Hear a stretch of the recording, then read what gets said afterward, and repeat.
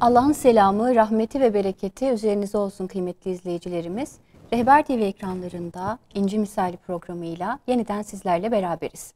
Bu hafta Allah nasip ederse dijital çağda ebeveyn olmanın zorlukları üzerinde konuşmak istiyoruz. Aslında bir bakıma hem dezavantajlarını hem de avantajlarını masaya yatırarak özellikle dijital ebeveynlik kavramı üzerinden sohbet yapmak istiyoruz inşallah.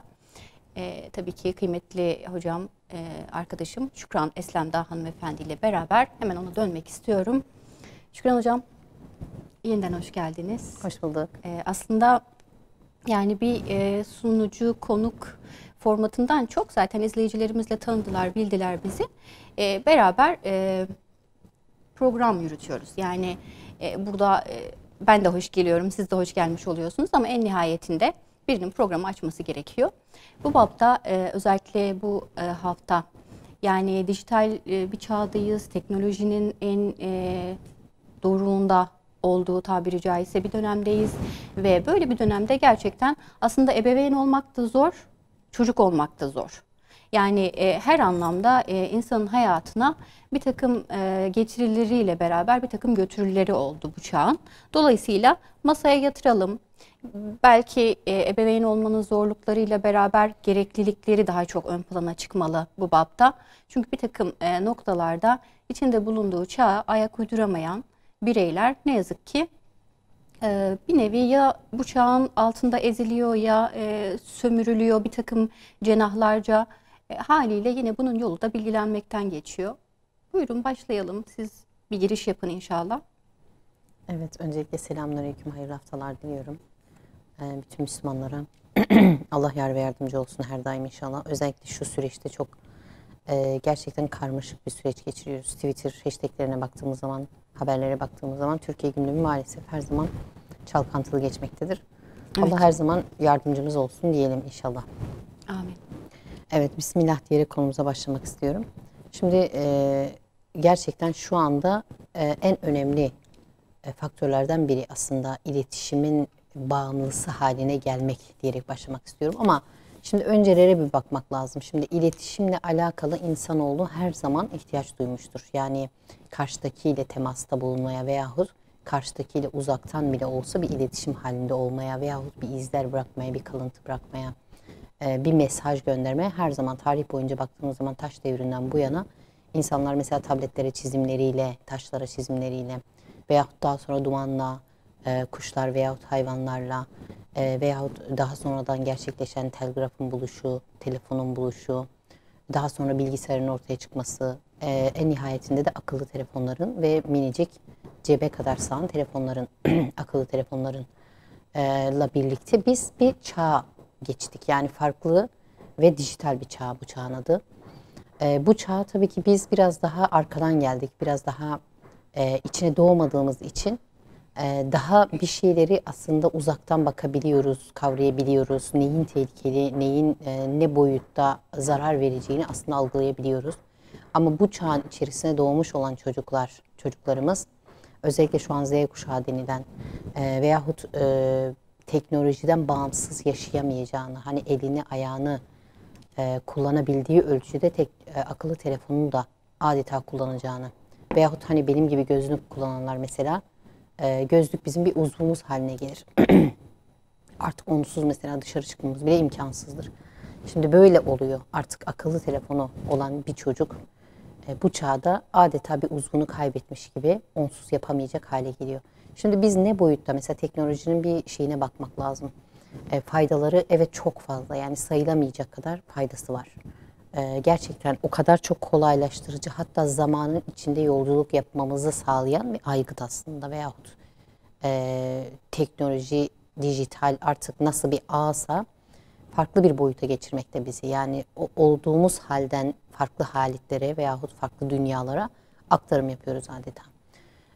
Ama bunun yanında bir de insanı gerçekten insan olmaktan çıkaran, insanın bazı duygularını çok yüksek noktaya çıkarıp bazı duygularını çok aşağı dereceye düşüren, mesela özellikle bazı hormonal yapıların değişime uğraması, insanın fiziksel olarak da psikolojik olarak da dengesini aslında hem alt üst edebilecek, boyuta getirebilecek bir çağda yaşıyoruz. Şimdi buraya gelmemesine dikkat etmek gerekir. Yani bizi hastalıklı bir hale getirmemesine dikkat etmek gerekir.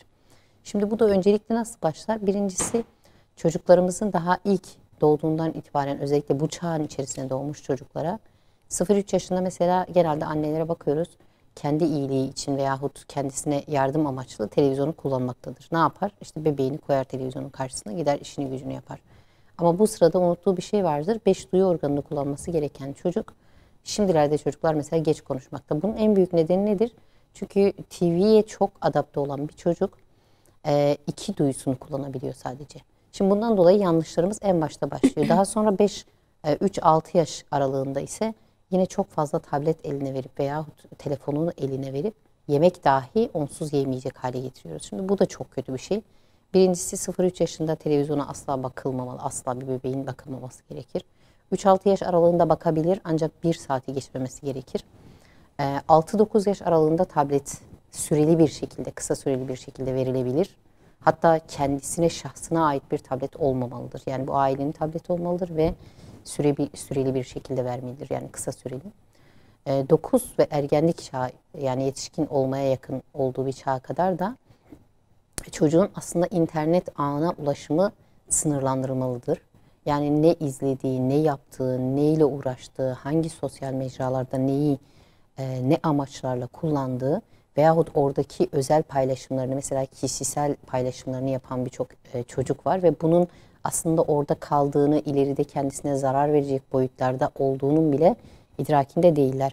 Yani doğru kullanım öğrenmeden ergenlik döneminde özellikle çok aklı başı, tabii bu yaştaki çocuklar biraz daha akıllı aslında ama yine de bazı şeyleri akledemiyorlar tecrübe eksikliğinden kaynaklı. Bundan dolayı birazcık bunlara çok dikkat etmemiz, yani ebeveyn olarak birazcık aslında çağın içine girip onları anlayıp biraz da onlarla empati kurup ama aslında öncesinde de tabii ki kendimizi de biraz dizayn edip söylediğimiz noktalarda bizim mesela şu eksiğimiz var.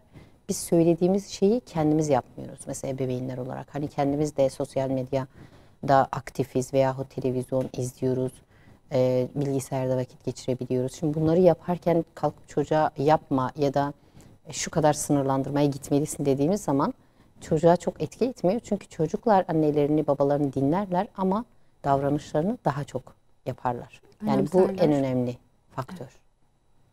Şöyle ki Şükran Hocam, özellikle çok sevdiğim bir sözle buradan devam etmek isterim. Yani anlam bakımından hakikaten her birimizin, her bir anne ve babanın gündeminde canlılığını koruması gereken bir anlam ifade ediyor. Şayet diyor bizler çocuklarımızın yarınında olmak istiyorsak, yani yarınında olabilmemiz için onların bugününde bulunmamız gerekiyor. Şimdi bizi çocuklarımızın bugününden alıkoyan bir takım faktörler var. Birçok faktör var belki böyle masaya yatırdığımızda.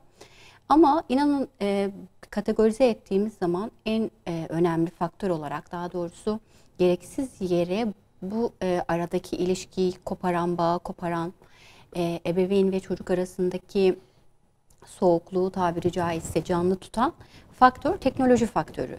Yani elbette evde bir takım teknolojik aletler olacak, bu çağın gerisinde kalınmayacak, bir takım yönleriyle bu zamanda, bu dünyada, özellikle bu çağda bu nimetten kendimizi beri tutmayacağız, uzak tutmayacağız. Bunu biraz daha açacağım inşallah, ilerleyen vakitlerde siz de açacaksınız. Ancak şöyle bir düşünelim. Örneğin evde teknolojik aletler kısa bir süreliğine rafa kaldırılsa acaba ne yapılabilir? Yani varsayalım ki işte televizyon bozuldu, ki zaten televizyon diyoruz ama bu aletlerin en masumu şu an bir nevi. Çünkü tabletler, akıllı telefonlar, bilgisayarlar bunun ötesine geçti. Hatta birçok evde artık televizyon bile açılmıyor. Daha ziyade diğer aletlerle vakit geçiriliyor. Hal böyleyken bir süreliğine biz bunları kapatsak ve acaba evde neler yapılabilir diye düşünsek. Belki ilk başta bir bocalama yaşanabilir. Yani çocuklar bir yandan, işte ebeveyn bir yandan, ne yapalım acaba, ne yapsak, şimdi dışarıda çıkılmayacak, evde ne yapabiliriz? Ama o kadar kısa sürecek ki bu bocalama, inanın belki birkaç dakika geçmeden hemen çocuklardan zaten maşallah cin gibiler tabiri caizse öneriler gelmeye başlayacak. Anne, baba işte kitap okuyalım mı?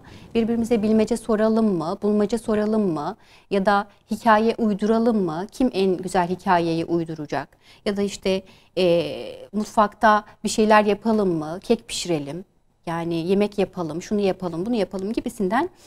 Hatta belki işte yeni bir şarkı türetelim, bu ritme göre dans edelim vesaire gibi birçok öneri çıkacak aslında. Ve bu önerilerin hiçbirisi de şu an biz böyle üzerinden geçiyoruz ama yabana atılır cinsten değil. Yani bunların içerisinde ailece beraber vakit geçirildiğinde, bu formda beraber olunduğunda aslında o dijital platformda elde edilen, eğer varsa tabii ki bir takım getirililerin, avantajların çok üstünde bir fayda sağlanacak. Çünkü burada çocuk bütün yönleriyle olaya dahil oluyor. Yani bir ekran karşısında sadece gözleri orada, zihin dünyası orada ama hareketsiz ve duygularını işin içine çok fazla sokamıyor. Bir karşılık verecek bir şey yok karşısında çünkü. Ama bu az önce sözünü ettiğimiz eylemler, faaliyetler söz konusu olduğunda çocuk tabiri caizse bütün canlılığıyla bunların içerisinde. Doğal olarak bir etkileşim gerçekleşiyor. Doğal olarak anne babayla daha yakın bir temas oluyor. Duygularını ifade edebiliyor. Hatta işte ailece haftada bir ya da 2 haftada bir aile toplantısı adı altında bir gün belirlense, o güne özel bir limonlu kek ya da ne bileyim daha farklı bir tarçınlı kek, bir elmalı kek, o günü has kılacak, çocukların zihninde canlı tutacak, çocuklar için o anı biraz daha böyle tabiri caizse lezzetiyle de yine anlamlı kılacak bir pergelden olaya bakılsa, yani sadece böyle bir şey bile yapılsa çocuklar neler neler biriktirir. Hatta böyle o bir hafta boyunca işte ben o gün bunu da söyleyeceğim, şunu da söyleyeceğim, şu olayı yaşadım bunu da anlatacağım gibi bir heyecan içerisine girecek ve biriktirecek. Hani biz blog yazarı falan diyoruz ama tabii bunlar belli başlı alanlarda önemli şeyler ama çocuğun canlı dünyasında ebeveynleriyle olan iletişiminde de aslında bir blog gibi bir şey olacak yani buradan hareketle baktığımızda. Diğer taraftan şu da çok önemli bir husus. Yani bizler evet dijital çağa doğmadık. Özellikle belli bir yaşta bulunanlarımız, biz ebeveynler, taze ebeveynlerimiz hariç, özellikle 2-3 çocuğu olan vesaire bizler tabiri caizse bu dijital çağa göçmen olarak geldik. Hani uzmanlar bu konuda işte yerli ve göçmen kavramını kullanıyor. Ama çocuklarımız yani yerlileri bu çağın haliyle onları biz bu çağdan tamamen alıkoyamayacağımız gerçeğini de belki bir masaya yatırmamız lazım. Yani ben ne yapayım, çocuk bunu görüyor, ben onu bundan uzak tutamıyorum. Evet, çok haklı bir serzeniş. Ancak sınırlandırma ve bu noktada kendisi başta olmak üzere ebeveynin yaklaşımı devreye girerek bunu tabiri caizse masum bir hale getirebilir, faydalı bir hale getirebilir. Yani çocuklarımız evet tabletle oyun oynayacak, akıllı telefonlardan belli başlı alanlarda faydalanacak ama o aşamada ne izleyecekler, ne oynayacaklar? Yüklediğimiz oyunların içeriğini ya da tabletlerinde bulunan içerikler, tabletlerinde vakit geçirirken izledikleri alanlar neler? Sadece bunlarla bile böyle biz yola çıktığımızda ivme tamamen inanıyorum ki iyiye doğru, faydalıya doğru, olumluya doğru seyredecek. Çok doğru gerçekten. Yani bunların hepsini insanın idrak ettiği ölçüde, edebildiği ölçüde düzenlemesi mümkün olabilir. Şimdi mesela baktığımız zaman çok ebeveynler farkında değil. Yani farkındalığı yüksek ebeveynlerin yapmayacağı şeyler aslında şu an günümüzde yapılanlar. Mesela bunun aslında eğitimle de alakası yok. Bazen yakınlarımızdan da çevremizden de görüyoruz. Çok çok eğitimli insanlar ama çocuğun elinden telefonu alamıyor. Hatta bir zaman zaten kendisi vermiştir onu çocuğa ki çocuk alışmıştır yani. Şimdi bunu yapabilmek çok önemli. Çünkü şöyle bir şey var. Teknolojiden bağımsız yaşayabilen insanlar var. Yani bunu hayatında bağımlılığa dönüştürmeden yaşayan insanlar var. Ama şöyle bir şey de var, çevre faktörü çok etkin. Yani çocuklar okullarda bunları konuşabiliyorlar birbirleriyle. Mesela gittikleri zaman işte eğer sohbetleri telefon, tablet, bilgisayar ve bilgisayardaki oyun veyahut içeriklerle alakalıysa çocuklar o zaman kendini ezik ve yetersiz hisseder. Çünkü evet, konuya dahil olamıyor. Şimdi böyle bir toplumda çocuğunu teknolojiden uzak tutmaya çalışan aile aslında iyi bir aileyken kötü görünüyor. Çünkü çocuğuna istediklerini vermemiş. oluyor ya da mesela bir ekmek su alamıyor gibi yetersiz bir aile, ebeveyn kalıyor. Mesela yetersiz ve istediği şeyleri ulaştıramayan, çocuğunu eksik bırakan veyahut çocuğunu mağdur eden bir aile profili çizmektedir. Şimdi bu olumsuzlukların aslında sebebi biraz çevresel faktörlerde, biraz okul ortamındaki çocukların konuştuğu dil, üslup. Yani bunları aslında çok dizayn etmek. Tabii bunlar hem ebeveynlere kalıyor hem de eğitimcilere. Çünkü bizim bunları çocuklara aşılamamız lazım. Çocuklar gerçek hayatın önemini çok vurgulamak lazım. Bizim yaşadığımız hayatın, çocukluğun aslında mesela çok... mesela ben küçükken hatırlıyorum, zaman farklıydı. Yani küçükken geçirdiğimiz bir gün bile çok uzun geliyor bana şimdiyle kıyasladığım zaman. Şimdi bir haftayı nasıl geçirdik anlayamazken o zaman bir gün bitmezdi yani. O kadar özellikle uzun yaz günleri bitmezdi. Çünkü dışarıda oynuyorsundur, eğleniyorsundur. Yani tat almak, hissetmek bunlar çok farklı şeyler. Şimdiki çocuklar maalesef bunlardan uzaklar. Aslında bunların en büyük sebebi de metropollerde yaşayan insanların birazcık yaşam alanını genişletmesi lazım. Yani çocukları dört duvar arasına sıkıştırmamak, yaşam alanını özellikle park bahçelere yakın veyahut sitelerde yani parkı bahçesi olan alanlar seçmesi. Yani çocuğun oynayabileceği, küçük yaşlardaki çocukların oynayabileceği alanlara özellikle dikkat etmesi gerekir. İkinci olarak da kaliteli zaman geçirme çok önemlidir. Yani ebeveynlerin çocuklarıyla zaman geçirdikleri kadar çocuk ihtiyaç duymaz. Çünkü bakın çocuklar aslında eğlenceye veyahut oyuna çok fıtraten çok müsaitler. Yani mesela televizyon izliyorken bir kuzeni veya bir akrabası geldiği zaman o televizyonu bırakıp koşup arkadaşıyla, kuzeniyle oyun oynayabiliyor. Neden? Demek ki ihtiyaç gereği o buna daha çok meyilli. Ama demek ki sıkılıyor ki kendisini atabileceği bir yer arıyor. Yani buna da ya da eğlenmesi gerekiyor ama eğleneceği alanlar kısıtlı. Mesela spor aktiviteleri, sanatsal, sosyal aktivitelerin azlığı veyahut hiç yok olmaması. Özellikle bazı mesela yani bunların yapabilitesi olmayan yerler var. Mesela mahrumiyet bölgesi gibi hiçbir şey yoktur. Ama bazı bölgeler de var ki mesela metropoller gibi her şey var ancak aile böyle şeyleri kendine adet edinmemiştir. Yani çocuğunu bir spora yazdırmaya, bir sanatsal, kültürel aktiviteye, bir kursa, bir dil kursuna. Şimdi bunları yapmadığımız zaman haliyle biz de çocukla kaliteli bir vakit geçirmeyip, oyun oynamayıp veyahut onun gerçekten alması gereken duyguları ona veremediğimiz, hissettiremediğimiz noktada çocuğun kendisine eğlenmek için bir kapı araladığını görmekteyiz. Kapı açtığını görmekteyiz. İşte bu kapı onu nereye götürüyor? Oraya bir bakmak lazım ebeveyn olarak. Mesela çok cahil ebeveyn olup da o çocuk yeter ki sussun ya da yeter ki dursun. Çünkü çocuklar yaramaz oluyor haliyle. Özellikle erkek çocuklarında çok görülen bir halettir bu. Kız çocukları da mesela bıcır bıcır olur, daha çok konuşur falan. Anne rahatsız olur diyelim ya da arkadaşıyla sohbet etmek istiyordur. Onun bölünmesini istemez. Şimdi orada kendisi için istediği şey aslında çocuğu için başka bir kapı aralıyor. Kendi rahatı için belki de orada çocuğunu çok yanlış yerlere ve belki de ileride baş edemeyeceği aslında bin pişman olacağı bir noktaya getirebilir. Şimdi buraya çok bakmak lazım. Yani benim çocuğum aslında başka bir dünyaya giriyor şu an ve girdiği bu dünyanın nasıl bir dünya olduğuna bir bakmak lazım. Yani öncelikle kendisini incelemesi lazım. Sürekli elimizin çocuklarımızın üzerinde olması lazım. Yani bir de yetişkin olarak dediğimiz gibi biz kendimizi ciddi manada yetiştirememiş veyahut kendimizi teknoloji bağımlılığından kurtaramamış veyahut saatlerimizi orada geçiriyorsak ne yazık ki bu birçoğumuzda maalesef ki yaygın bir şey oldu artık. Çünkü insanlar bir araya geldiği zaman bile dikkat edin birazcık dururlar. Özellikle bununla ilgili bir deney de izledim YouTube'dan. Belli bir süre sonra mesela bekleme salonlarında kamera takıp insanları seyrediyorlar. İnsanlar önce sohbet ediyorlar, konuşuyorlar. Sonra tek tek telefonunu eline alıp aslında konuşmaktan uzaklaşıyorlar. Şimdi bu insanoğlunu nedir yani insanlarla sosyalleşmekten uzaklaştıran konuşmaktan ki insanın en çok sevdiği bir şeydir bu. Erkek olsun, kadın olsun konuşmak, iletişim. Tarih boyunca baktığımız zaman hep istediği, arzuladığı ve bunun için icatlar yaptığı bir şeydir bu. Ve onu işte oraya iten nedir? Aslında buranın kaynağına da inmek lazım. Ama bununla birlikte tabii ki saygı çerçevesinde davranıldığı zaman insanlar şunu yapmazlar aslında, yani oturduğu bulunduğu ortamda karşıdakine saygısızlık olmasın diye veyahut insanlar içerisinde konuşmayı bırakıp da telefona veyahut televizyona dalacak kadar kendisini o ortamdan uzaklaştıracak nedir?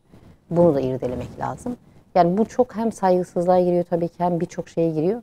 Baktığımız zaman mesela insanlar oturuyorlar, belli bir süre sonra telefonunu alıp bakabiliyorlar.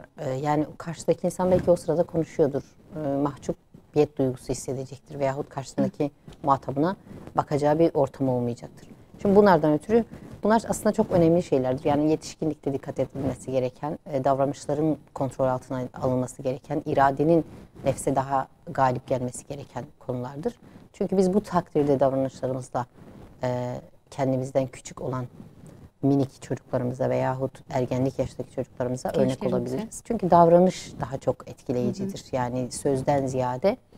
Bu da mesela araştırmalarla sabittir. Özellikle yeni doğan bebeklerde hemşirelerin hareketlerini taklit ettikleri, özellikle 15 dakika sonra dil çıkardıklarında o çocuğun da kendilerine karşılık olarak dillerini çıkardıkları veyahut bazı mimikleri yaptıklarına istatistiklerde vardır böyle şeyler. Şimdi demek ki çocuklar bizi haliyle taklit eden varlıklardır. O yüzden biz söylemden önce biraz eylemimizi düzeltmemiz gerekiyor. Biz bu konularda maalesef toplum olarak çok eksiyiz. Yani biz kendimiz yaparken o çocuğa yapmaması gerektiğini. Yani bir anne mesela yemekte bakıyorsa, baba yemekte o telefona bakıyorsa, çocuğum yemekte telefonla uğraşılmaz diyemez, dediği zaman etki etmez. Yani bundan dolayı birazcık bu noktalarda dikkat etmemiz lazım. Yani şu gerçeklikle tabii ki işe başlanabilir. Yani muhakkak ki sınırı olmayan insanların sorunları olur. Dolayısıyla eğer biz bir dijital çağda yaşıyorsak, bu dünyaya öyle ya da böyle dahil olduysak, şu halde bu dünyanın kabulüyle en başta işe başlanabilir. Yani dijital ortam şu an özellikle pandemi sonrası biliyorsunuz çok ciddi anlamda hayatlarımıza girdi, çocuklarımızın hayatına girdi. Eğitim oradan bir süre idame ettirildi biliyorsunuz. Bir takım işte seminerler, paneller, sohbetler, vaazlar vesaire. Her alanda aslında insanların elinin altında böyle adeta sağ kolu gibi durdu. Buraya kadar her şey iyi, güzel. Ancak şurada işin rengi değişiyor, işin aslı. Orada geçirilen süreden çok o süre zarfında nelerin yapıldığı önemli, nelerle uğraşıldığı önemli. Yetişkin olsun, çocuk olsun, eğer kendi hayatında belli başlı bir takım olumlu yönleri açacaksa, burada bir sıkıntı yok. Yine tabii ki bir zaman sınırlamasına gitmek gerekiyor ama çok da böyle panikleyecek bir şey yok. Çünkü biliyorsunuz hani günümüzün aslında belki bir 10 yıl sonrasının en can alıcı işlevleri ve platformları arasında bulunan bir şey bu dijital dünya. Yani belki çocuk orada kodlama yeteneğini geliştirecek, belki çocuk orada bir program, bir uygulama becerisini geliştirecek ve türetecek. Diğer taraftan biliyorsunuz hafıza teknikleriyle alakalı çok ciddi ve güzel eğitici bir takım programlar var ve bunlar akıllı telefonlarda, tabletlerde iş görüyor. Yine çocukların zihinsel anlamda becerilerini geliştirebilecek işte sözcük avı gibi bir takım oyunlar vesaire. Hani madem biz böyle bir zamanda yaşıyoruz ve böyle bir zamanda çocuğumuzu ve kendimizi pekala bunun dışında tutamıyoruz, soyutlayamıyoruz. O halde bunu kaliteli bir hale nasıl getirebilirimin endişesi olması gereken. Özellikle ebeveynler bu noktada işte ben bu oyunun içeriğini bilmiyorum. Çocuk işte kendiliğinden gidiyor, indiriyor. Sonrasında ben görene kadar iş işten geçiyor gibi bir takım sistemlerde bulunuyor tabii ki. Burada devreye girecek olan şey şu. Yani eğer belli bir yaşın üstündeyse bu çocuk tabii ki burada şifreleme yöntemleri devreye girmeli. Özellikle aile koruma bir takım biliyorsunuz bu noktalarda hemen hemen her servis ağının sağladığı bir takım kolaylıklar var. Şifreleme yöntemleri, burada ebeveyn kilidi vesaire. Ama diğer taraftan yine oyunların içeriği, indirilmek istenen oyunların içeriği çocuk için uygun mu değil mi ya da bu oyun içerisinde neler bulunuyor diye düşünen bir ebeveyn de bunları indirmek zorunda değil. Hatta ben bir şey kaydettim, bir adres kaydettim. Çok rahat bir şekilde o adrese girip orada binlerce oyun var. Bu oyunlar tahlil edilmiş uzmanlar tarafından ve belirtiliyor. Bu oyun şu yaş üzeri çocuklar için uygundur. İçeriği şöyledir, böyledir gibi kodlamalar var. güvenlioyna.org.tr adresine girip ebeveynler, anne ve babalar buradan hangi oyunları çocuklarına indirebileceklerine dair detaylı bilgi alabilirler. Evet Şükran Hocam, Yani bir kere bir kabulle yola başlamamız gerektiğini ifade etmiştik. Madem dijital bir çağda yaşıyoruz, böyle bir çağa gözlerimizi açtık ve hatta böyle bir sıfat kazandık, dijital ebeveyn sıfatı kazandık. O halde bunun hakkını verelim istiyoruz. Hem kendimiz bu çağda, bu yolda güvenle ilerleyelim, içerisinde bulunduğumuz bu durumu yani bir perspektiften geçirelim. Hani acaba biz internette, işte teknolojide geçirdiğimiz bu zaman zarfında nelerle uğraşıyoruz? Yani aslında biz tüketici miyiz, üretici miyiz, pasif tüketici miyiz, aktif tüketici miyiz gibi böyle bir tahlile girişerek inşallah işe başlayabiliriz. Çünkü biliyorsunuz internet kullanımında üretim ve tüketim odaklı bir anlayış var. Yani biz belli başlı alanlarda kendimizi geliştirmek için işte bir takım workshoplara mı giriyoruz, onları mı takip ediyoruz ya da belli başlı alanlarda kaydolduğumuz bir takım işte oturumlar mı var, paneller mi var vesaire. Yine diğer taraftan ara sıra böyle kafa dağıtmak için de girdiğimizde işte belli başlı uygulamaları kullanarak acaba neler yapıyoruz? Bunu böyle bir gözlemleyelim biz anne ve babalar olarak. Çünkü çocuklarımız öyle ya da böyle görüyorlar. Yani kaza görüyorlar, arada telefonlarımızı aldıklarında açıp bakıyorlar. Örneğin bir kitap okuma programı indirmiştim en son.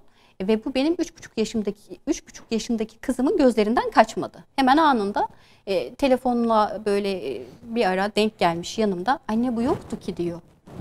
Yani düşünün bu yoktu, sen bunu ne zaman indirdin diye soruyor bana.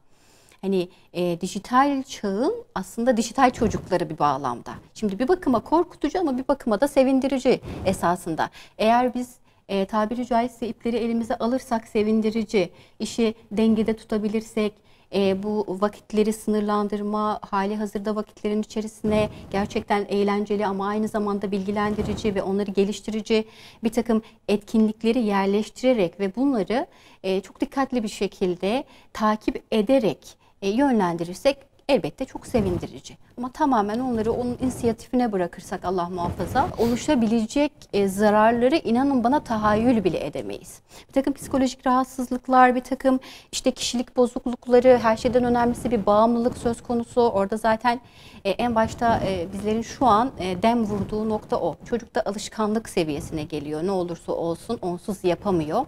Bir bağımlılık oluşturuyor. Ama diğer taraftan çocuk şiddetle karşı karşıya kalıyor. İslamofobiyle karşı karşıya kalıyor. Yanlış bilgiyle, kirletilmiş bilgiyle, eksik bilgiyle karşı karşıya kalıyor. Yani bu tür vehametli boyutlarıyla düşünüldüğünde aslında sandığımızdan daha önemli bir husus ve sadece işte bilgi, oyun ya da alışveriş, iletişim, diğer taraftan eğlence ve paylaşım amaçlı kullanabilme adına hem kendimize hem çocuklarımıza bir çizelgeyle arada bunları tabii güncelleyerek yine kontrol ederek takipçisi olarak inşallah güvenli bir şekilde sahile ulaştırabileceğimizi düşünüyorum. İnşallah. Yani evet bunların altyapısına da çok bakmak lazım. Hani altta çocukları veyahut yetişkinleri ne hale sokuyor, vücut olarak ne hale sokuyor, beyin olarak ne hale sokuyor ve ruhsal olarak ne hale sokuyor. Buna da biraz bakmak lazım. Şimdi dijital hayat evet çok güzel, gerçekten birçok açıdan faydalı ve birçok açıdan hızlı. Ama bunun aslında hızı beyine de yansıyor. Affedersiniz sindirim sistemine de yansıyor, boşaltım sistemine de yansıyor. Evet. Çünkü bizim beynimizi mesela çocuklarda özellikle ya da tabii yetişkinlerde de bu etkin. Uzun süre durağan kalmak yani vücudu uzun süre hareketsiz bırakmanın hem sindirim sistemine, boşaltım sistemine çok ciddi zararları var. Şimdi birincisi buna bir bakmak lazım. Neden böyle oluyor? Niye bu çocuk bu hale gelebiliyor? Yemesine, içmesine, affedersiniz tuvalete gitmesine etkileyecek kadar ne hale büründürdüğüne bir bakmak lazım ve bunu tetikleyici şeylerin de altyapısında teknolojiye bağımlılığın olduğunu, Evet. teknolojiden uzaklaştıkça veyahut kontrollü kullandıkça aslında bunun olmayacağını, daha sağlıklı bir hale geleceğini birbirimize veyahut çocuklarımıza anlatabilmemiz gerekir. Birincisi bu. İkincisi mesela beyine olan zararları çok ciddidir, ciddi boyuttadır ve birçok ebeveyn bunun farkında değildir. Yani mesela çocukların oynadığı oyunlardaki sesler, ritimlerin bile çocuğun beynine çok ciddi bir şekilde etki ediyor. Ve bazı şeyleri uyarıyor. Yıllar evvelde sanırım 9 yaşında bir çocuk intihar etmişti. Bu tabii ki böyle büyük bir haber, sansasyon olmuştu ülkemizde de. yurt dışında bir çocuktu ama ülkemizde bayağı yaygınlaşmıştı. Yani bunun sebebi araştırıldığı zaman işte internetteki bazı kaotik şeyleri izlemesinden veyahut bazı oyunların buna müsebbip olmasından kaynaklı olduğu. Şimdi bu çocuğu bu hale getiren beynine uyaran bazı faktörlerdir. Yani sesler, ritimler veyahut içerik. Bundan dolayı bu çok önemlidir. Yani yetişkinlerin çocuklarının girdiği sitelerde neler var, ne kadar güvenli, hangi oyunları oynuyor. Evet. Buna çok dikkat etmesi lazım. Gerekirse mesela birlikte oynadıktan sonra çocukla birlikte bu konudan bahsedebilirler. Mesela çocukla birlikte oynayabilirler zaten. Özellikle ikili oynanan babası oynayabilir, annesi oynayabilir, fark etmez. Evet. Bir ebeveynin bunun içerisinde olması lazım. Hem arkadaşlık etmiş olunur hem de içeriğinin bilinmiş olması önemli bir şey. Yani baktığımız zaman ben bazen bakıyorum çocukların oynadığına, çok genelde katil mesela, katil oluyorsun ve birilerini öldürüyorsun. Ya bu çok kötü bir şey mesela. Çocuğum bunu çok rahat, mesela ben elime aldım, öldüremedim yani o hayvanı veyahut gösterdiği, hedef olarak gösterdiği insanı. Yani bırakın insanı, hayvanı bile öldürmeye böyle içim almadı yani. Oğlum niye öldürüyorsunuz? Daha böyle farklı oyunlar oynayın falan derken, ama o kadar çok buraya yönlendiren şeyler var ki oyunların çoğu işte öldürmeye, yenmeye, hep böyle birilerinin birileriyle bir yarış içerisinde olurken de savaşmaya iten. Evet. Bu oyunlar çok. Bu oyunlar da mesela hırçınlığa, öfke krizlerine veyahut başka şeylere sebebiyet vermektedir. Beyindeki, özellikle beyni uyardıktan sonra da mesela oyunu bittikten sonra çocuk üzerindeki etkiye bakmak lazım. Çocuk ne hale bürünüyor? Yani odasına çekilip sessizleşiyorsa veyahut sosyal hayattan uzaklaşıyorsa veyahut psikolojik olarak birazcık çökükse, bunların çok ciddi tesirleri var demek ki. Bunu çok hayatımızdan o zaman birazcık eksiltmemiz lazım. Veyahut o çocuğu o internet ağından uzaklaştırmak için. Özellikle mesela şu an hangi eve gidersek gidelim internet ağı maalesef ki var ve sınırsız bir şekilde var. Şimdi evet, yetişkinlerin birçok işine yarıyor, birçok işimizi oradan hallediyor olabiliriz ama şunu da unutmamalıyız. Mesela yüksek faturalar ödeyip kendi cep telefonumuzu, internetimizi yükseltebiliriz. En azından bizim işimize yarıyordur. Onu benim elimde olduğu için çocuk ondan istediği nispette faydalanamıyordur. Şimdi buna çok dikkat etmek. Evde sınırsız internet kullanımına zarar verecek bir çocuk var mı o evde? Yani bu çocuk bunu sınırsız kullandığında neler olacak? Çünkü ben kendimi düşündüğüm veyahut yapabileceklerimi düşündüğüm ölçüde evet, iyi, güzel, tamam. Hatta geçen gün mesela bize arkadaşlarım gelmişti. Ya bu zamanda internet olmayan ev mi olur diye dalga geçtiler benimle falan. Sonra ben de dedim ki yani ben bunu uygun görmüyorum. Mesela çocuklarımın sınırsız bir şekilde girmesini ve ben gidip sürekli odalarına girip rahatsız etmek istemediğim için bunu uygun görmüyorum. Mesela buna dikkat et ki daha evvelden vardı evimizde ve biz bunu bilinçli bir şekilde kapattık ve teknolojik aletleri kısıtladık, birçoğunu eksilttik. Şimdi bunları yapmadığın zaman çocuktan hem birazcık şey oluyorsun. Aslında biraz sanki kötü bir ebeveyn oluyormuşsun gibi bir izlenim de oluyor. Mesela anne, herkesin annesi veriyor, sen neden vermiyorsun? Bizim telefonumuz, daha küçücük çocukların telefon kavgası yapması, telefon istemesi, benim telefonumda olmalı. Tabii desen ki hani tamam, tuşlu telefon veriyorum sana, al kullan. Amaç bu değil ya, asla kabul edilmez. Amaç o telefonun dünyasına veyahut o küçücük bilgisayarın, bizim cebimizde olan küçücük akıllı telefonun, bilgisayarın dünyasına, yani teknoloji çağının dünyasına girmek aslında mesela, o hayal dünyasına. Çünkü ciddi miktarda bazı hormonları salgıladığından ötürü çocuğu mutlu edip, deşarj edip, gevşetip, böyle rahatlatıcı şeyler yapıyor adeta. Yani bu da mesela bazı maddelerin etkisi gibi bir etki vermektedir aslında. Bundan dolayı bunları işte hayatımızdan ne kadar az kullanılır hale getirir ya da ihtiyacımıza binaen kullanırsak, çocuğumuz da aslında buna bakar. O da bu şekilde kullanmaya başlar. Veyahut bunların eğitiminin belki okullarda verilmesi gerekir. Çocuklar teknolojiye bu kadar bağlı olmayın, yaşayın, hissedin. Bir şeyi kendi ellerinizle tutun. Mesela bir oyunda her şeyi yapıyor çocuk ama gerçek hayatta pısırık, konuşmayan, özgüveni olmayan veyahut agresif, sinirli bir çocuk, yani oradaki dünyada farklı, kendini o kadar farklı bir şekilde lanse etmiş ki oradaki ona gelen saygı veyahut mesela orada bilgili bir çocuk sonuçta oyunları hepsini başarıyla geçebiliyor. Orada işte birlikte oyun arkadaşlarının içerisinde veya sosyal ağlar içerisindeki arkadaşlarının arasında belki popüler. Ama gerçek hayata döndüğü zaman okulda belki veyahut ailesinde popülaritesi düştüğü için veyahut çok sosyal olamadığı, özgüven eksikliği yaşadığı için daha böyle farklı bir kişilik. İşte bu defa kişilik bölünmesi de olmaktadır. Yani kaç kişilik ortaya çıkmaktadır. Yani bu çocukların gerçekten hem zihinsel bölünmelerine hem psikolojik olarak bölünmesine hem gerçekten onları ciddi manada geleceğe dönük böyle hayalleri olmayan, üretmeyen, daha çok tüketmeye endeksli, daha çok böyle duran ki durmak en kötüsüdür. Peygamber Aleyhisselam selam vermemiştir duran kişiye. Ve şu da vardır mesela gençliğini ve boş vaktini boşa harcamak, sağlığını, özellikle Peygamberimizin hadisidir de bu. Boş vaktini ve sağlığını boşa harcamama noktasında bize tavsiyeler vermektedir. Ve ayet-i kerimeler de vardır. Mesela Asr suresi, İnşirah suresinde bunlara değiniyor. Zamanın nasıl geçirilmesi gerektiği, yani kaliteli geçirilmesi gerekiyor. Mesela insanlar hüsrandadır diyor Asr suresinde. Gerçekten ciddi manada zamanı doğru kullanmadığımızda biz bir boşluk içerisinde, fiziksel olarak da mesela beyin böyle her şeyi yaptıktan sonra sanki hiçbir şey yapmamış gibi bir boşluğa düşüyor. Psikolojik olarak zaten ruhsal olarak böyle bir bunalım, depresyon haline geçiyoruz.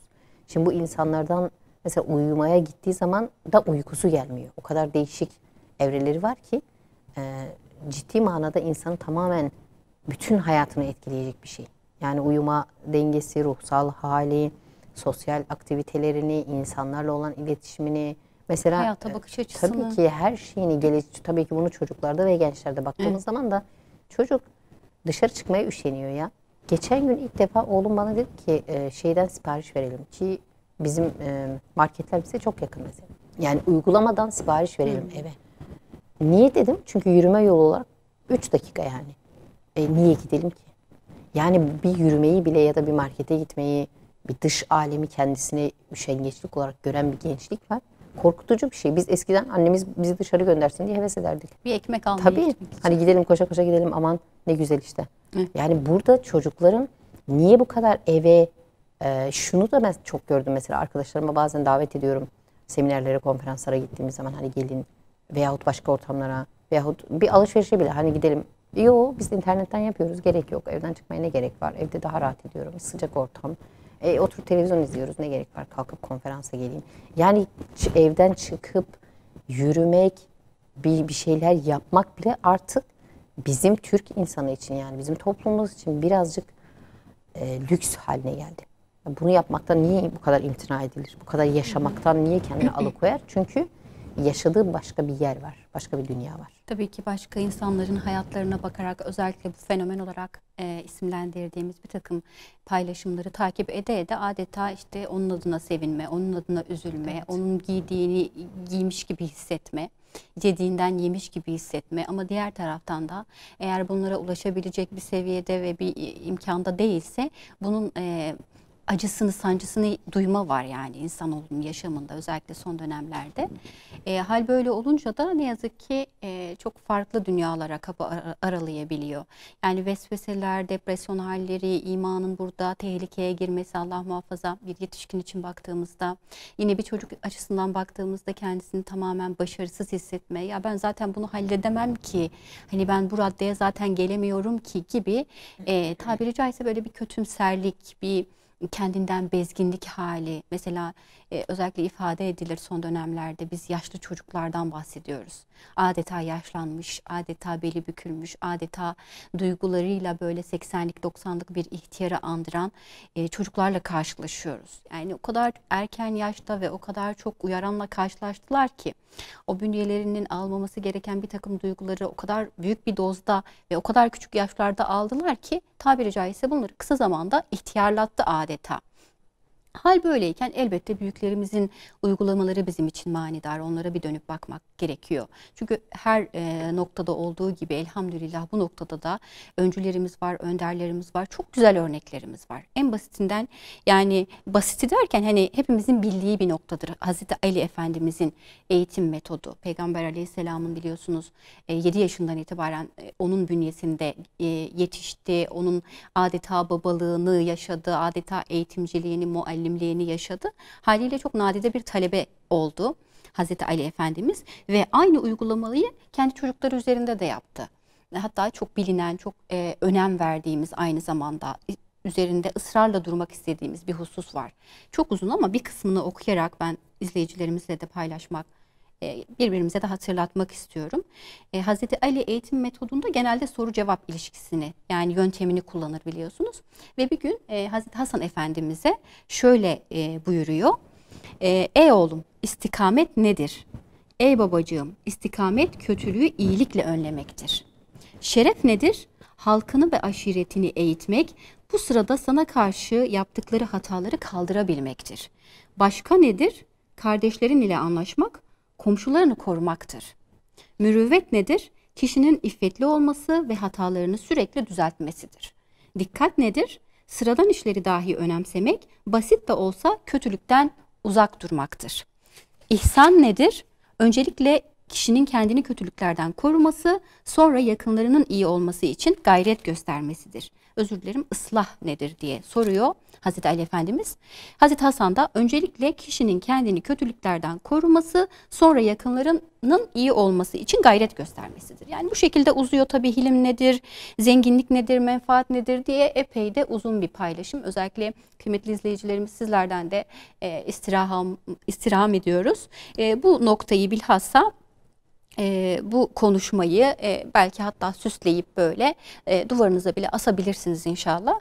Bu bağlamda elbette bizler için çok daha farklı örnekler var ve güzel uygulama metotları var. Yine gözlerimizin nuru Peygamber Aleyhisselatü Vesselam'ın uygulamaları bizim için manidar ve asla asırlara hapsedilmeyecek. Aradan binlerce asırda geçse hiçbir şekilde canlılığını ve uygulama alanını yitirmeyecek bir takım uygulamalarla karşı karşıyayız. Yani bu noktada bizler elhamdülillah örneksiz değiliz, çıkışsız değiliz. Yine Yüce Rabbimiz bu bağlamda en güzel örnekle, en güzel yöntemlerle bize yol aydınlığı yapıyor, göz aydınlığı yapıyor. Haliyle neden çocuklar ailede mutlu olamasın ki ve ailesinde mutlu olamayıp ebeveynlerinden görmesi gereken sevgiyi, şefkati, ilgiyi, muameleyi göremeyip sanal ortamlara hapsolsun ki? Yani ben özellikle şunu belirtmek isterim. Elbette Yüce Rabbime sığınırım bunun değişik bir yönünden, yani bunun aksinden Rabbime sığınırım, ama işimiz dolayısıyla biz internetle iç içe bir aileyiz. Yani interneti aktif bir şekilde kullanmamız gerekiyor ve internet sınırsız bir şekilde elimizin altında, dediğim gibi işimizden dolayı bu nimeti sonuna kadar kullanmak durumundayız. Hal böyle olmasına rağmen elhamdülillah 3 çocuğum var ve işte 9 yaşında en büyüğü. Şu ana kadar ne teknolojiden mahrum kaldılar ne de teknolojinin o şu an işte tamamen üzerinde durduğumuz, olumsuz olarak atfettiğimiz dezavantajlarından birebir karşı karşıya kaldılar bunlarla. Çünkü tabletlerinde de bir takım oyunlar var ve bu oyunlar tamamen yaşlarına uygun, bilgilenebilecekleri bir takım oyunlar. Benim akıllı telefonumda, eşimin hakeza telefonunda kendimiz için indirdiğimiz bir takım programlarda açtıkları, baktıkları takdirde hiçbir şekilde sıkıntı olmayacak bir takım noktalar. Çünkü takdir edersiniz ki çocuk diyor ki ya benim babam okey oynuyor işte telefonda ama benim oyun oynamama izin verilmiyor. Ya da benim annem işte şeker oyunu indirmiş vesaire, şu oyunu indirmiş, onu oynuyor ama ben telefonu elime alıp oyun oynamak istediğim zaman oğlum senin için zararlı diyor, kızım senin için zararlı diyor vesaire. Bu bağlamda bizlerin örnekliğinin güzel olması gerçekten önemli ve diğer taraftan en önemli nokta olarak belki ifade edebileceğimiz, altını çizeceğimiz bir hususta aslında bu nimetin, tabiri caizse bu ekranın ödül ya da ceza olarak gösterilmemesi. İşte çocuğum eğer şunu yaparsan sana bu kadar saat izin vereceğim ya da şunu yapmazsan sana tabletimi vereceğim. Şimdi susarsan oyun açacağım, şuradan şunu yapacağım gibi çocuk için aslında gayrete getirici bir etken olmamalı. Yani çocuk ona ulaşmak için hiç yapılmayacak şeyleri, daha önce hiç yapmadığı şeyleri bile yapabiliyor. Bu kadar gözünde büyütmenin, bu kadar çocuğun gözünde ulaşılmaz ve değerli kılmanın bir anlamı yok. Yani belki o an için sizin işiniz görülüyor, belki çocuğunuz size, sizin deyiminizle insanların gözünde işte küçük duruma düşürmemiş oluyor vesaire. Ama inanın bana, ebeveynler olarak bu noktada çocuğunuza en büyük kötülüğü yapmış oluyorsunuz. Çünkü onun duygu dünyasında, yine düşünce dünyasında ulaşılmaz bir kale gibi var oluyor o hakikat. Bu nedenle gayet normal bir şekilde hayatın normal seyrinde kullanabilsin. Kullandığı süreler belli başlı alanlarda sınırlı olsun ve ne olursa olsun ilgilendiği alan, kullandığı alan mutlaka sizin kontrolünüzde olsun diyelim. Bu anlamda sizlerin eklemek istediği varsa hocam buyurun. Evet. Burada ben şuna değinmek istiyorum. Mesela eski zamandaki çocuklar, yani şimdinin kadim yaşlıları veyahut daha geçmiş dönemde vefat eden insanlara baktığımız zaman, insanların hayatına, özellikle sahabe hayatına da baktığımız zaman bunu çok görmekteyiz. Yani eskiden çocuklara danışılırmış. Mesela belli bir yaştan sonra karar merci olarak istişare toplantılarında bulunulurmuş. Çocuğun bir fikri varmış, bir zikri varmış. Elle tutulur, ortaya getirilir. Belki de ona uyulur. Ama şimdiki çocuklara biz ne kadar mesela, evet belli bir yaştan sonra İslam bunu tavsiye ediyor. Çocuklarınızı istişare edecek konumda karşınıza muhatap alınız. Şimdi düşünün, 15-16 yaşında veyahut 17-18 yaşındaki bir çocuğu karşınıza aldınız. Ne söyleyecekti size? Hani çok ciddi bir mesele konuşacaksınız onunla. Sana ne gibi bir tavsiye verebilir ya da senin ufkunu ne derece açabilir? Çünkü tamamen tabii burada bahsettiğim çocuklar daha çok teknolojiyle hemhal, hayatında başka bir şeye bu kadar bağımlı olmamış, kitap okumaktan uzak, sosyal hayatı zayıf, eğitim hayatında da tabii o kadar çok teknolojiyle hemhal olunca eğitim hayatı da maalesef zayıflamış. Zeka seviyesi bile düşer yani burada. Şimdi böyle bir çocuktan bahsettiğimiz zaman bu çocuğun karar merci olarak bize ne gibi bir faydası olabilir? Birincisi, bu çok büyük bir zarar. Çünkü gelecek nesillerde yetişkin olacak olan o karar vermesi gereken kişi olması olacak. Bu hasebiyle de kendi çocuklarına veyahut kendi çevresine örneklik teşkil etmesi gerekiyor. Bundan dolayı belli bir yaştan sonra karar merci, istişare, ailesinin istişare kurulunda olması, ailesiyle danışıklı bir şekilde bazı şeyleri konuşabilmesi, muhabbet etmesi, muhatap alınması gerekir. Evet. O zaman buna binaen nasıl bir çocukluk var? Birincisi buna bakmak lazım. İkincisi, şu şeye değinmek istiyorum. Mesela dün özellikle Twitter'da hashtag olmuştu. İsmini vermek istemiyorum. Bir gencin işte medreselerde kaldığından ötürü intihar ettiği anlatıldı. Şimdi şuna şöyle değinmek istiyorum. Yani İslam güzellik dinidir bir kere. Nasıl bunu kullanarak İslam'a saldırılır, ben bunu algılayamıyorum. Yani özellikle teknoloji çağında yaşıyoruz ve çocuklar sürekli depresif bir haldeler. Hayatın vermiş olduğu zorluklara karşı, okul eğitim sisteminin vermiş olduğu gerçekten inanılmaz derecede sıkıntılara ve gerçekten insanı, bırakın küçükleri, büyükleri bile yoracak derecede ciddi manada bir sıkıntı olan bir ülkeden bahsediyoruz. Bizim ülkemiz maalesef sıkıntıları olan, sağlık sorunu olan, eğitim sisteminde sorunları olan, çalışma, istihdam sorunları olan, yani birçok noktada sorunları ve insanları sıkışmış hissettiren bir ülke. Yani böyle rahat, konforlu, ferah bir ülkede kimse yaşamıyor. Şimdi bu kadar sorunun olduğu bir yerde bir çocuk sırf medresede, ve çocuğun mesela videosunu izledim ben, bahsettiği şeyler intihara müsebbip olacak şeyler değil ki. Yok, sabah namazına kaldırdılar, kıldık. Akşam namazını kıldık, yatsı namazını kıldık. Sohbet edildi bize. Uyuduk. Şimdi bu sosyal bir aktivite. Bu nasıl bir insanı intihara sürükleyebilir?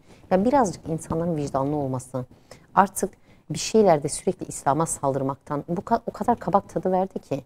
Yani her şeyde, her bahanede insanları suçlu. Elbette medreselerde de veyahut cemaatlerde de veyahut gruplarda da muhakkak İslami hassasiyeti görünür gibi görünüp de aslında kötü olan insanlar vardır. Yani dıştan kendisini gösterdiği gibi olmayan insanlar muhakkak vardır. Her yerde kötü insanlar vardır. Yani ashabın içinde bile günahkar insanlar çıkmıştır. Bunlar varken kalkıp insanlar dört dörtlüktür diyemeyiz. Ama şu da var ki hiçbir şekilde İslam bir insanı intihara sürükleyecek bir etmen olamaz. Tam tersi, insanı yaşatan, güzelleştiren bir etmendir. Yani bundan dolayı bizim birazcık çocuklarımızın hayatındaki depresifliği, teknoloji bağımlılığını veyahut çocukların duygu dünyasına girememeyi eleştirmemiz lazım. Yani biz o çocuğun duygu dünyasına, mesela orada tabii ben ailesini suçlamak istemiyorum. Belki çocukta da bazı sıkıntılar vardır. Hani neden onu yaptı? Bunun altyapısına da girmek lazım. Şimdi birçok çocuğumuz öyle. Yani bundan dolayı yani çocukların duygu dünyası ve ruhsal geçişlerinin hangi boyutta ve sağlıklı mı değil mi? Buna çok dikkat etmek gerekiyor. Ve kendileriyle konuşarak, anlatarak, emin olun onlar bizim anlamaz dediğimiz şeyleri bizden daha iyi hatta anlayabilecek kapasitedeler. Öyle bir formdalar şu anda. Bunu ne kadar iyiye döndürebilirsek o kadar kar inşallah. Yani bir taraftan biz aslında kendimiz de bu yanılgılara düşebiliyoruz. Hani çocuklar için bu dijital dünyanın zararlarını sayarken mesela en önemli yönlerinden birisi biliyorsunuz kimlik hırsızlığı, işte sanal dolandırıcılık. Bunlar da var işin içinde tabii ki, bir takım daha farklı yönleri saymıyorum bile. Ama bunlar biz yetişkinler için de geçerli. En basitinden bir takım sosyal medya ağlarında mesajlar alıyorsunuz. İşte telefonun faturalı mı? Faturalıysa göndersene, sana filan marketin şu kadar şu kadar hediyesi olan bir şey göndereceğim, şifre göndereceğim diyor mesela. Ve bu genelde bilirkişilerin hesapları çalınarak yapılıyor. Dolayısıyla bu kişi de güven sağlıyor. Çok yakın bir dönemde hatta arkadaşım da böyle bir yanlışa düşmüştü. O tıklayınca otomatikman bütün sayfasındaki arkadaşlarına mesaj gitmiş. Ve bu da birkaç kişinin işte yok bilmem 600 lirası, 1000 lirası hesap kaydına ulaşabiliyor. Çünkü banka hesaplarına vesaire ulaşabiliyor. Bu şifreler yöntemiyle ciddi anlamda bir dolandırıcılık yapılıyor. Yani bizlerin de uyanıklığı bu noktada önemli. Gelen her mesaj işte kim olursa olsun benden telefon numaramı istiyorsun ama neden istiyorsun? Ya da böyle bir şifreyi ben neden sana vereyim gibisinden sorgulama yoluna gitmek önemli. Ve çocuklarımızı da yine bu konuda bütün bu zorbalıklara, siber zorbalıklara karşı uyarmak elzem, bilgilendirmek elzem. Bu haftada tabii ki değinemediğimiz, konuşamadığımız çok yönleri oldu ama inşallah maksat hasıl olmuştur diyelim. Kıymetli izleyicilerimiz, biz bu haftada bize ayrılan sürenin sonuna geldik ve özellikle dijital çağda ebeveynlik faktörü üzerinde durmaya çalıştık. İnşallah bu haftaki incimiz de yine Hazreti Ali Efendimiz'den. Ve hakikaten de bizler için çok aydınlatıcı, çok çarpıcı bir takım hakikatleri barındırıyor ve iki ayrı sözünü inşallah okuyarak programımızı bitirelim. Çocuğunuzla 7 yaşına kadar oynayın, 15 yaşına kadar arkadaş olun, 15 yaşından sonra ise istişare edin. Çocuklarınızı kendi zamanınıza göre değil, içine doğdukları zamana göre yetiştirin diye buyuruyor Efendimiz. Kıymetli izleyicilerimiz, tekrar yeni bir konuyla, yeni bir haftada buluşuncaya kadar Allah'a emanet olun.